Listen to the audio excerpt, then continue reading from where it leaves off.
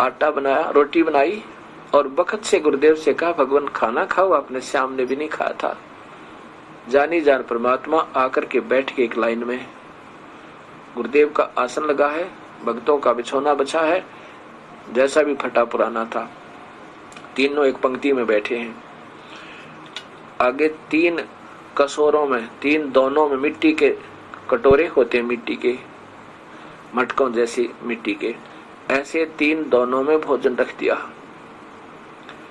कबीर साहब ने कहा इसको 6 में करो भाई, क्योंकि 3 तो कबीर साहब और 2 उनके शिष्य और साथ में वो 3 शिष्य समन से उड़ने की सोच कर कहा कबीर साहब ने कि 6 में कर दो इसको, सारे भोजन को।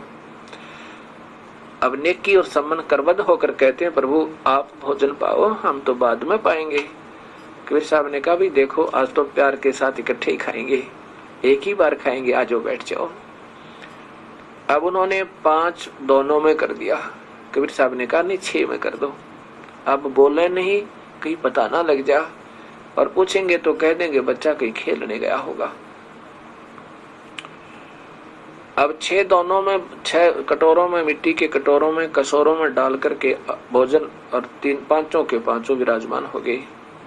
तब कबीर साहब ने कहा कि आजा बेटा सेऊ, आजा सेऊ, जी मिलो ये प्रसाद प्रेम, और बेटा सिर कटते हैं चोरों के, तुम तो संत हो, इनके सभी अक्षेम यानी माँ उनकी तो रक्षा होती है, बचाव होता। इतना ही वचन किया था कबीर परमेश्वर ने।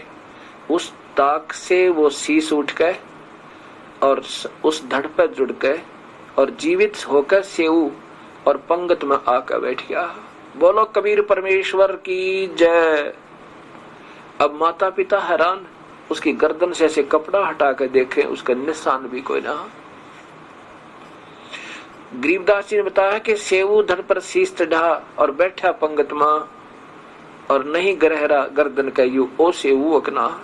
हे मालिक, माता पिता भी असमंजस में हो गए कि यू वही सेऊ है, कोई और है, इसको तो निशान भी नहीं है।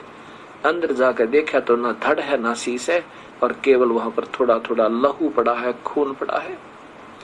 तीनों चरणों में, दोनों के दोनों कबीर परमेश्वर के चरणों में